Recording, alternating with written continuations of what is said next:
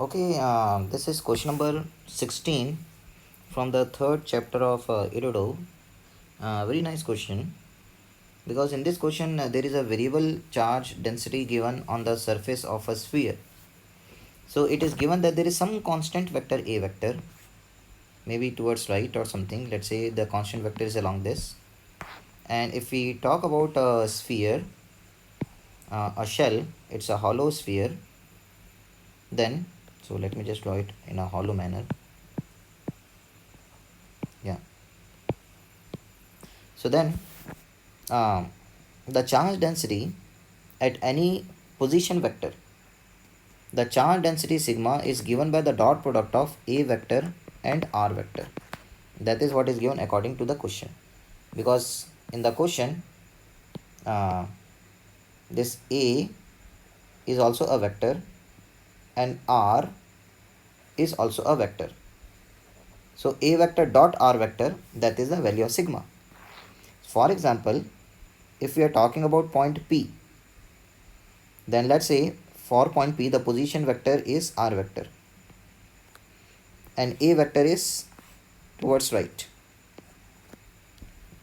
and let's say the angle is theta. Then at point P the sigma value will be A vector dot R vector, so that will be like magnitude of A into magnitude of R vector, which is radius, into cos of angle between A vector and R vector. Now if we talk about any other point like this, so such that this point Q, or let's say this point S, is having a position vector R vector with respect to the center C, so that this R vector for this S is also inclined at an angle of theta with the A vector. So at this point S also, the sigma value will be equal to AR cos theta. In fact, you can imagine a ring like this.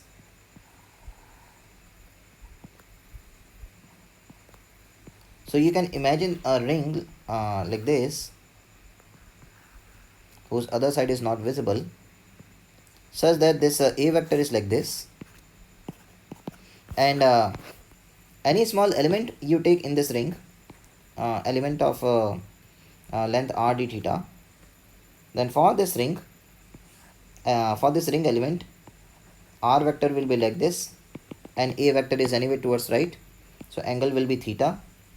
And any element you take, whether you take element at A or at B or at C, the r vector and the A vector will be having same angle theta. And so the charge density on this ring is AR cos theta. So we have here found out the location of or locus of all the points on the sphere which are having one single charge density, and that is like a ring, so ring element. So because this theta is acute for this ring element that we have taken, so charge density is positive. So this is all positive charge only, and this ring will create an electric field at the center C, which will be towards left, which means opposite to the A vector. So the overall electric field will also come out to be opposite to the A vector. So the final electric field E will be written as some magnitude E into minus A cap, which signifies opposite to A vector. So now that we know, we can divide the shell into ring elements, and one such ring element having the particles having position vector theta inclined with the x direction by angle theta. So position vector of all the elements. In fact, you can imagine a cone out of it, cone with angle theta. And the ring we are talking about is the base of the cone. And the axis of the cone, along the axis of the cone there is A vector. And the vertex of the cone is like the center of the sphere. And here we have taken a ring element. And the ring element is like this. So this is the ring element, this blue thing. So each point in the blue ring makes an angle of theta.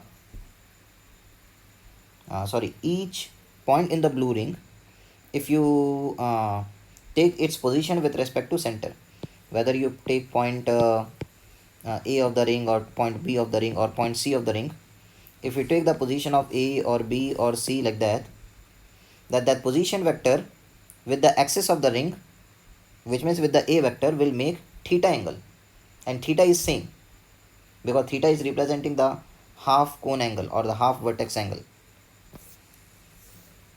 So here we have taken a ring element like this. So we are saying that this ring element is at an angular position theta, and the thickness of this ring element, angular thickness, actually linear thickness, is r d theta. And this r d theta will subtend d theta angle at the center C.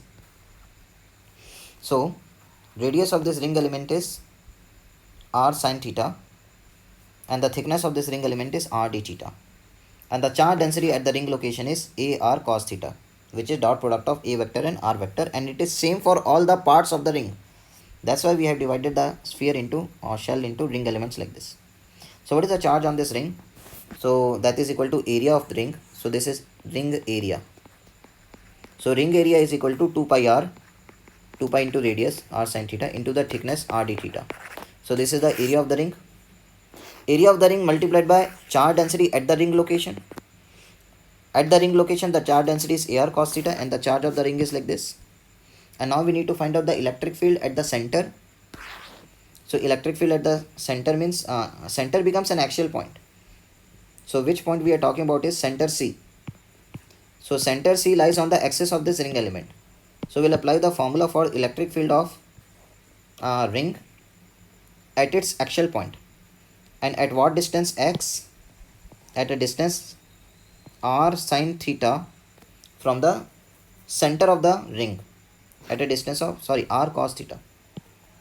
R cos theta is it, I've written it over here. So the axial point is at a distance of r cos theta. So this x becomes r cos theta. X becomes r cos theta, and radius of the ring is anyway r sin theta. So this is the electric field of the ring at an axial point x. So and then we have substituted the charge of the ring also, this x value. So we get this as the electric field. So net electric field means integration. So you will get this. Now I told you that electric field is opposite to A vector. So electric field is equal to its magnitude multiplied by direction. Direction is minus A cap.